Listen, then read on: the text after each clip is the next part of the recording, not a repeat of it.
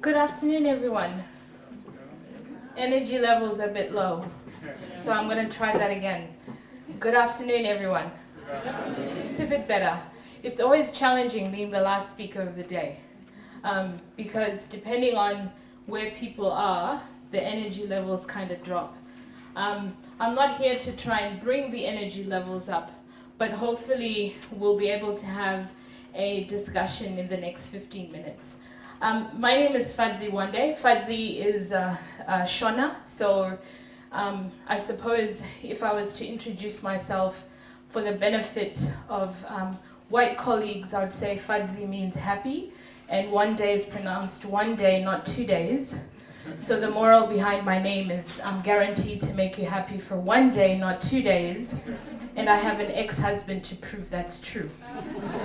But considering you're only with me for 15 minutes, I think everyone should be safe. First of all, I'd like to start by acknowledging the traditional custodians of the land on which we meet. And I know that throughout the course of today, we've actually heard quite a few people give an acknowledgement of country. And I think as someone from Africa, tradition is really something that's important to all of us. We all have come and we stand on the shoulders of those who've gone before us. So coming to Australia and being fortunate enough to be able to hear a welcome to country or somebody give an acknowledgement of country, I think is the most respectful and honoring things that we're actually privileged to. Because if I think about the sacrifices that Aboriginal people have made just for all of us to be here, they paid with their culture and with their lives. And for most of us who come from countries where colonization is in our history, I think we can actually understand why that is something that's honoring. So next time you go to an event in your personal or professional capacity, I just want to encourage you, when you do hear that, personalize it to yourself so that it doesn't become a politically correct thing, but it becomes something that we actually personalize, we honor, and we recognize that we wouldn't be here if it hadn't been for those who've gone before us. So I work as a global diversity and inclusion strategist. And one of the things that I love to do is always talk about the lessons that I've learned just from our homeland. And so in this dialogue and narrative that we have concerning diversity and inclusion, one of the things that's a pet peeve of mine is just not even getting the definitions right. Diversity and inclusion are words that are often used interchangeably, but they actually mean very, very different things. And without going into a lecture around what diversity and inclusion is, I will just use a famous quote by a lady called Vera Myers, who says that diversity is like being invited to a party, and inclusion is being asked to dance.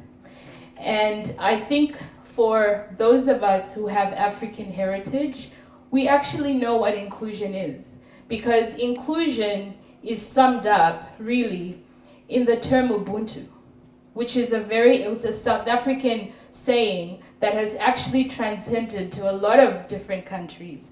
And that is that whole notion of I am because you are, the shared humanity. And when we talk about inclusion, that is exactly what we are talking about, that shared humanity, that whole attitude, behavior of how can we collectively enter a space? How can we create safe spaces? How can I be who I am and still be respected? And I think that regardless of which country we hail from in Africa, that is something each of us really hold dear. You know, that attitude of respect and the notions of respect. So I think that even when I do my work, I recognize that a lot of that is based on culture.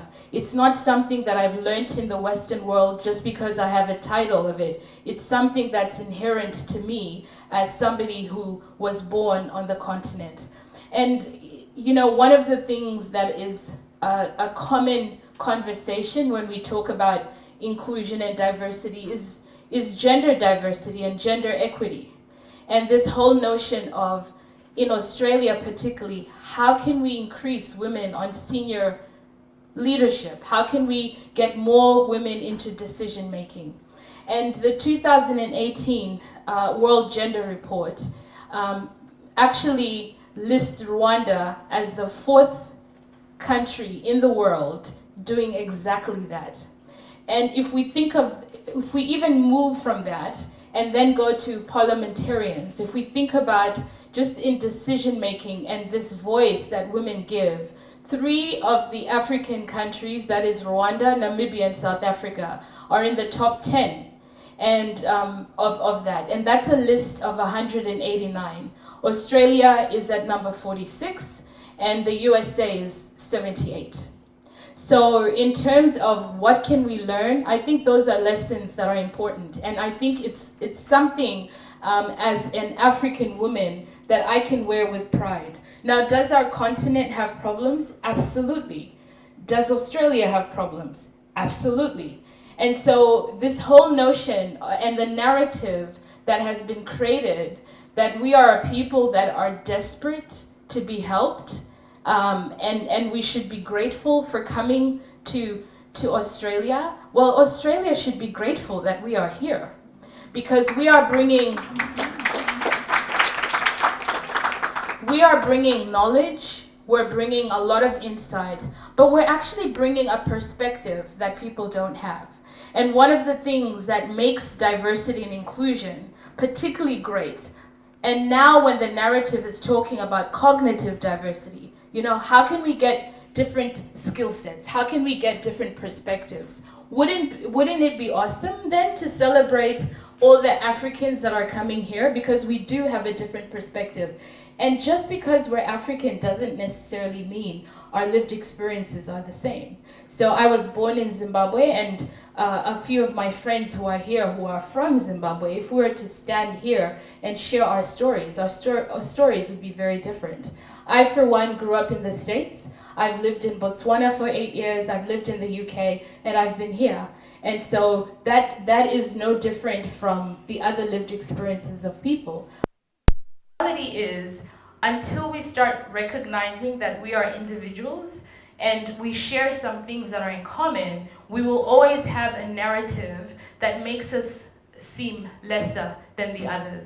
And I think that in my work in particular, when I am really trying to get people to move away from these narratives that have been formed, it's really important for me to be able to share my story and share the lived experience. And that is not to bring anyone else down or the experiences, but it's just to shed light. It's to move people along from this whole notion that we actually need permission to be ourselves. And sometimes when you come into a place, when we talk about inclusion and diversity in particular, we talk about this notion of wanting to create a safe space, wanting to create an inclusive space, and speaking truth. And in order for us to speak our truth, we have to allow others to speak their truth. And that means that the perspectives that we have might be very different, but it's still a perspective. And one of the things that I would like to, I guess, if it's a myth or if it's a narrative that is formed, is to talk about racism, because that forms a huge part of my work. Now, for the 100th time, and I'll say this over and over again, there is no such thing as reverse racism. A black person cannot be racist towards a white person. It doesn't happen. They can be prejudiced, but they cannot be racist, because racism in itself is a social construct.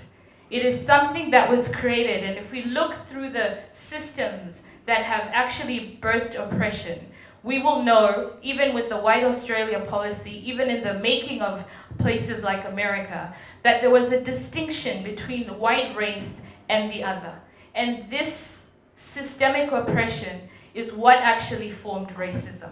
Now, this is not to say that black people have a license to call every white person racist, because they aren't. But it's a system that we're talking about. And the reality is that a lot of the times, the experiences we face as people, we face them when people don't have an understanding of what race is, of what culture is. And we're very politically correct in Australia. We don't like to talk about race. So we talk about culture and we talk about multiculturalism. But the reality is when we come up with terms like culturally and linguistically diverse, can somebody tell me what that means? Because I don't know. All of us have a culture and all of us have a language. And we are all diverse, each and every one of us. So we are all culturally and linguistically diverse. And so there's this whole notion of how we even divide people, Aboriginal Australians. And then we have the Australians who are from an Anglo-Saxon background. And then we have the other. That's all of us who don't fit into those two categories are called culturally and linguistically diverse. So even in our definitions, we actually promote otherism. And this is a problem if we're working or we're trying to talk about those lessons. Now, I know growing up in Zimbabwe, we had white Zimbabweans, we had colored Zimbabweans, and I know that these are terms that I probably wouldn't use here, but we all grew up the same. And you knew that Zimbabweans came in every shade and color. And to be quite honest, I wish the world would go back to that, with this whole notion of we can be all Australians and understanding that we look completely different and it is okay. But our world more and more seems to come up with definitions that actually divide us and create this division. But I think that what we can do is we can reclaim some of these definitions, and we can certainly take pride in the fact that we're African. We can take pride in the fact that we've had some amazing leaders that have come out of the continent and are hailed as global leaders. And I think that resilience that Africans have, so if we think about the continent and 10% of that brain dump, when I think about my work in inclusion and diversity, I know that those people are going into so many different aspects of the world, which is why I'm saying that we should be proud regardless of what country we are, because we're bringing something of a different perspective. And so I am very proud of the heritage that I have. And I'm very proud that I am able to talk about it, but I'm also a person who uses all those things that have come against me as part of that resilient story that has been birthed through all of us.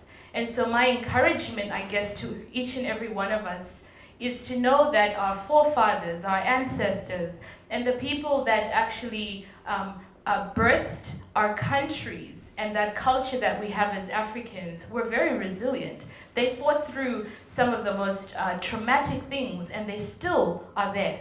And we can still be there. And this, however, doesn't mean that we all go in a corner and think Africans are just the best thing since sliced bread. We probably are, but I'm biased. But it's working with other people, because in anything, whether I'm fighting for gender equity, whether I'm fighting for racial equity, or whatever it is, you still need the perspective of others. So we will never get true racial equity if we don't work with white people. We'll never get gender equity if we don't work with men, and vice versa. We always need our allies. And this is to open up and realize that at the end of the day, we all need each other. But we need to stop this narrative that has come that describes Africans as being ignorant, innumerate, and people always deserving of help. Because I think we have actually helped the world's civilizations to be what they are. Thank you.